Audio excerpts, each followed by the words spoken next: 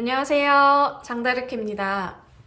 지난 제 첫 영상에서는 제가 나르시스트인 남편과 이혼하는 중이다. 그리고 앞으로 이런 나르시시즘에 대해서 제 경험과 전문적인 지식을 조합해서 다루겠다라고 소개해드렸었는데요.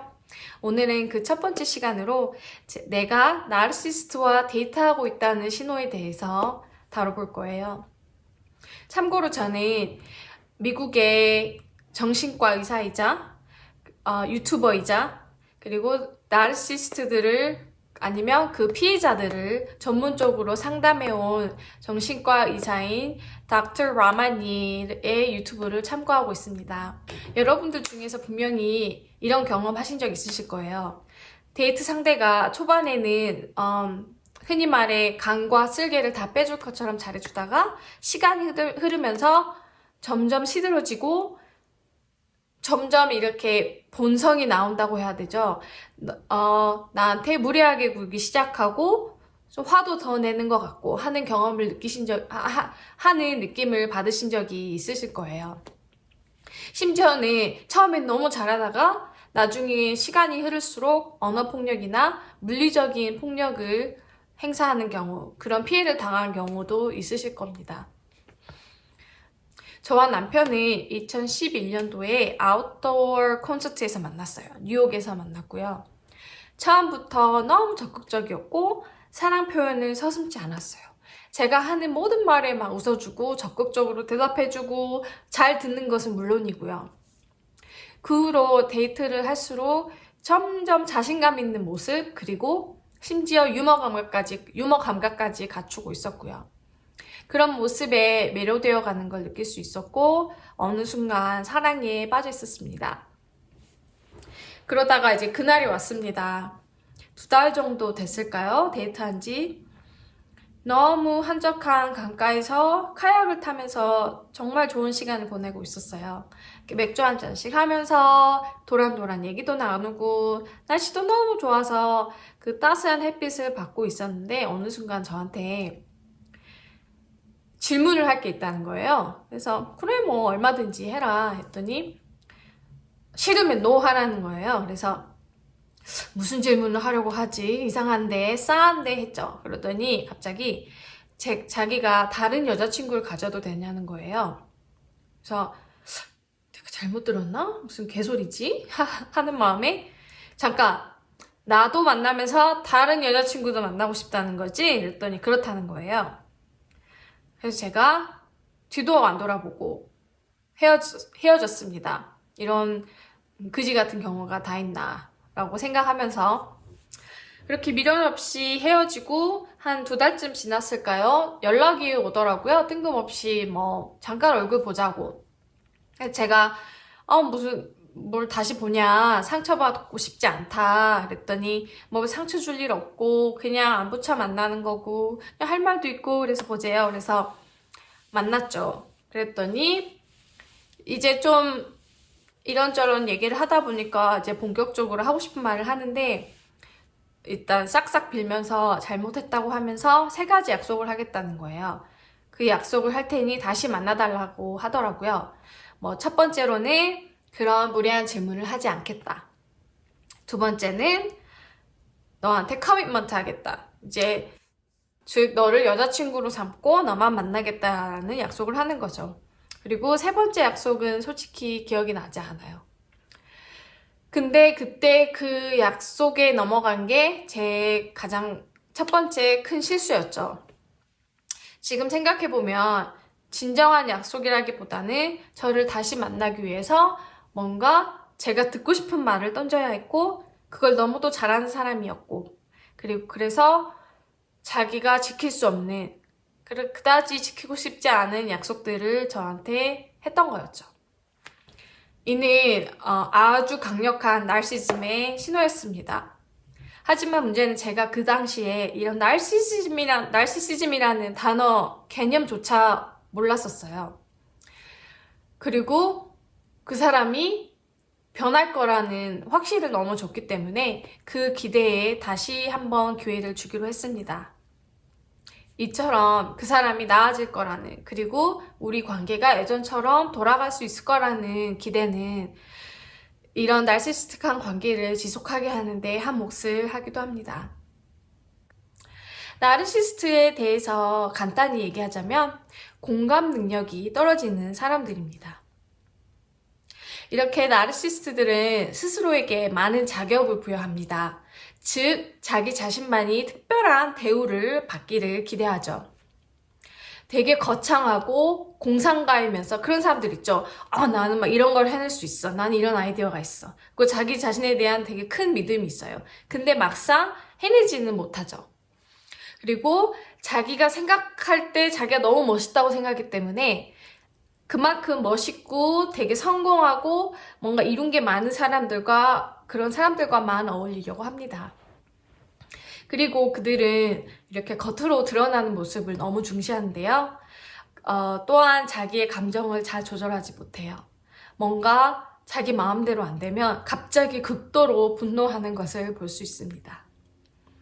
또 비판에 되게 민감하죠. 그러니까 남은 되게 잘 비판하는데 막상 다른 사람이 조금의 부정적인 말을 자신에 대해서 한다면 바로 열이 받는 것을 볼 수 있습니다.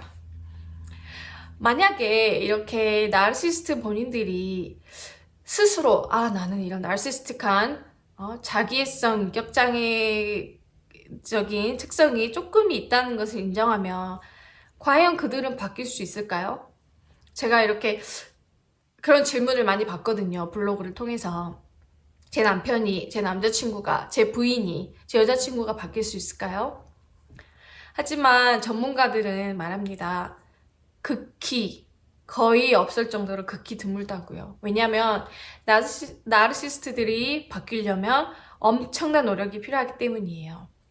즉, 자신의 본질이 바뀌어야 되는데 그러기 위해서는 누군가 그 어떠한 사람의 말을 들을 준비가 돼 있어야 되고요. 그러려면 보통 전문가야겠죠.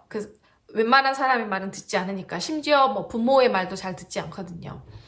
그래서 내가 믿는 전문가의 말을, 이런 경우에는 상담사나 좀 심한 경우에는 정신과 의사나 이런 사람들의 말을 철저히 믿고 열심히 따라가야 해요. 예를 들면 생활 속에서 내가 이런 말을 할 때 이런 단어를 주로 써요.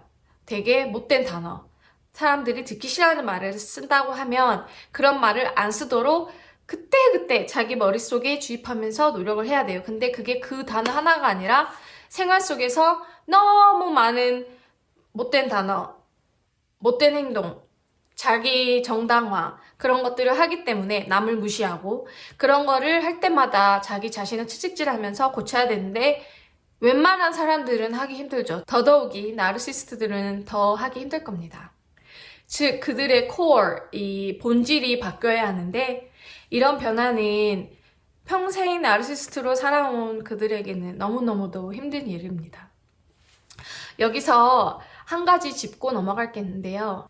나르시즘이라는 단어는 하나의 특성을 말하는 거지 장애는 아니에요. 자기애성 인격 장애라는 그 Narcissistic Personality Disorder라는 단어가 따로 존재합니다. 이제 이런 경우는 나르시스틱한 성향을 가진 사람들이 정신과 의사나 누군가의 의사겠죠? 의사의 상담을 받고 진단을 받은 경우 그런 장애 진단을 받은 건데요. 하지만 수많은 나르시스트들 중에서 이런 장애 진단을 받는 경우는 극히 드뭅니다. 왜냐하면 기본적으로 문제가 자기 자신은 완벽하고 잘났고 문제가 없다고 생각하기 때문에 그들이 스스로 제 발로 의사를 찾아가서 진단을 받기란 impossible한 거죠. 불가능이라고 보시면 됩니다. 예를 들면 미국 대통령이었던 트럼프가 제 발로 의사를 만나서 자기 자신이 나르시스트라는 것을 인정할 수 있을까요? 불가능하다고 봅니다. 그러면 이렇게 데이트를 하면서 뭔가 이상하고 이 사람이 무례하고 마음에 안 드는데도 나르시스틱한 관계가 지속되는 이유는 무엇일까요? 왜 도대체 이 나르시스틱한 관계에서 고통받는 피해자들은 이 관계를 끊지 못하고 지속하는 걸까요? 왜냐면 내가 좀 더 이해해주고 품어주면 그 상대가 바뀔 거라는 이런 어떤 공상에 젖어 있기 때문이라고 합니다. 사실 저도 그런 생각을 할 때가 있었어요. 아이를 데이트할 때도 몇 번 있었지만 특히 아이를 출산하고 나서는 부부 사이가 급속도로 안 좋아지니까 제가 생각했죠. 아, 이제 아이를 낳으면 내가 아무래도 풀어지잖아요. 아이를 돌봐야 하니까. 너무 편한 복장으로 집에서 화장도 하나도 안 하고 있으니까 남편이 좀 매력을 덜 느끼나? 그래서 불만이 많아졌나? 그러면 이제부터 한 번씩이라도 예쁜 드레스, 데이트할 때처럼 예쁜 드레스를 입고 화장을 하고 데이트를 해야겠다 라고 생각했었어요. 그러니까 전적으로 좀 나한테 잘못이 있지 않나 생각을 한 거죠. 왜냐면 데이트할 당시에 제가 이렇게 예쁜 좀 드레스를 입거나 화장을 하면 그런 모습을 되게 노골적으로 좋아했었기 때문이에요. 하지만 이런 노력은 부질없었죠. 만약에 여러분이 나르시스트와 관계를 맺고 있다면 어떤 관계는 될 수 있죠? 부부가 될 수도 있고 남자친구, 여자친구일 수도 있고 부모가 나르시스트일 수도 있고요. 아니면 친구나 지인 그리고 심지어 상사도 될 수 있습니다. 이런 경우 전문가들은 두 가지 방법이 있다고 조언을 합니다. 먼저 첫 번째 방법은 벗어나는 거예요. 그 관계에서. 그 사람과 관계를 끊는 겁니다. 물론 쉽진 않을 거예요. 왜냐면 나르시스트들은 자기가 버리면 버렸지 누군가한테 버림받는 것을 극도로 싫어합니다. 두 번째, 만약 벗어날 수 없는 상황이라면 아니면 벗어나고 싶지 않은 예를 들면 부모가 나르시스트면 사실 벗어나기 쉽지 않죠. 아니면 아이를 같이 가진 배우자라도 선뜻 떠나기 쉽지 않아요. 그런 경우에는 그 상대에 대한 기대치를 0으로 만들어야 됩니다. 정말 아무런 기대를 하지 않는 거예요. 왜냐하면 그 사람들은 바뀌지 않기 때문입니다. 그리고 기대를 하지 않고 더불어서 제가 마음이 맞는 그런 다른 커뮤니티를 찾아가셔야 합니다. 그런 친구를 만난다거나 아니면 어떤 모임 내에서 서로 왜 그런 정상적인 인간관계를 하는 그룹 있잖아요. 서로 존중하고 같은 취미를 가지고 서로 의견을 나누고 들어주고 얘기하고 이럴 수 있는 그룹과 건강한 관계를 가지셔야 합니다. 그리고 또 전문가들이 추천하는 것은 꾸준한 상담을 받는 거예요. 왜냐하면 나도 모르는 사이에 정신적인 데미지를 받고 있기 때문입니다. 나르시스트들과 관계를 맺고 있는 사람들은 항상 스스로가 충분하지 않다고 생각하게 됩니다. 만약 내가 좀 더 괜찮았다면 나를 더 사랑해줄까? 내가 뭔가 놓치고 있지 않을까? 내가 더 알아차릴 수 있는 부분이 있지 않을까라고요. 하지만 확실히 말씀드릴 수 있는 것은 절대 아닙니다. 당신과는 아무런 상관이 없습니다. 나르시스트가 스스로 자존감을 조절하지 못해서 생기는 문제이기 때문이에요. 나르시시즘은 마음 깊은 곳이 너무 불안한 나머지 절실하게 바깥 세상에서 인정을 바라는 겁니다. 즉, 내 자신의 자존감이 너무 낮아서 그것을 남들이 주는 인정, 남들이 케어해주는 거, 내 남편, 내 여자친구, 이런 마음으로 그 부족한 자존감을 채우려 하기 때문이에요. 하지만 여러분이 아무리 열심히 잘해줘도 그 사람들은 절대 바뀌지 않습니다. 만약에 잘해준다면 더더욱 나르시즘에 더 깊이 빠져들 거예요. 제 남편이라고 하기 좀 그런 게 이혼 소송 중이기 때문에 이혼 절차를 밟고 있기 때문에 X라고 할게요. 이제부터. 제 X 같은 경우는 사회적인 지위가 직업으로 인해서 좀씩 올라갈 때마다 나르시즘이 더 심해졌어요. 이렇게 애정관계나 인간관계에서 나도 모른 채 감정폭력에 시달리고 계신 분들이 많으실 거예요. 제가 이렇게 블로그 및 유튜브를 시작하게 된 계기가 바로 정보를 주고 싶었어요. 왜냐하면 저는 몰라서 당했기 때문에. 하루빨리 상대가 나르시스트라는 것을 눈치채시길 바래요. 그리고 벗어나시길 바래요. 애써 그 상황을 부정하지 마세요. 여러분이 느끼는 게 정답입니다. 내가 뭔가 부당하고 내가 뭔가 이건 아니다 싶을 때 그 상황에서 그 느낌에 더해서 이런 지식, 신호들을 알고 계신다면 아마 답이 나올 거예요. 본인이 제일 잘 알고 계세요. 아, 이 사람 나르시스트구나 라고 생각이 드는 순간 철저히, 너무 섣불리 결정하지 마시고요.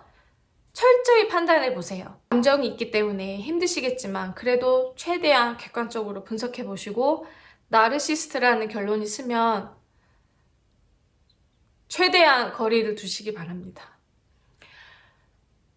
벗어나기 힘든 관계시더라도 거리는 둘 수 있잖아요. 심지어 부모라 해도 모든 부모나 자식 관계가 막 살갑고 좋은 건 아니잖아요. 그러니까 최대한 거리를 두시고 기대를 하지 마시고, 그래서 본인이 행복한 방향으로 결정을 하시기를 바라겠습니다. 저와 더 소통하고 싶은 분들 계시다면, 그리고 오늘 영상이 마음에 드신 분들 계신다면 아래에 좋아요 그리고 구독 버튼 눌러주시면 감사하겠습니다. 그리고 제가 첫 영상을 올리고 한 분이 댓글을 길게 남겨주셨는데 너무 뿌듯하고 보람이 되는 거예요. 이렇게 아셨으면 좋겠어요. 혼자만 경험하고 계시는 게 아니라는 것을. 우리 한국 사회에서는 너무나도 팽배하게 나르시즘이 깔려있고 나르시스트들이 너무 많이 양성되어 있다는 것을, 그리고 너무 사회적으로 용인이 되고 있었어요. 그래서 피해자가 되지 않으셨으면 좋겠어요. 저처럼 이 무지함에서 오는 제 피해 사실이 저 스스로도 너무 부끄럽고 답답해서 이렇게 부끄러움을 무릅쓰고 영상까지 올리게 됐습니다. 여러분들은 꼭 그 피해를 입지 마시고 행복한 삶 이뤄나가시길 진심으로 기원합니다. 감사합니다.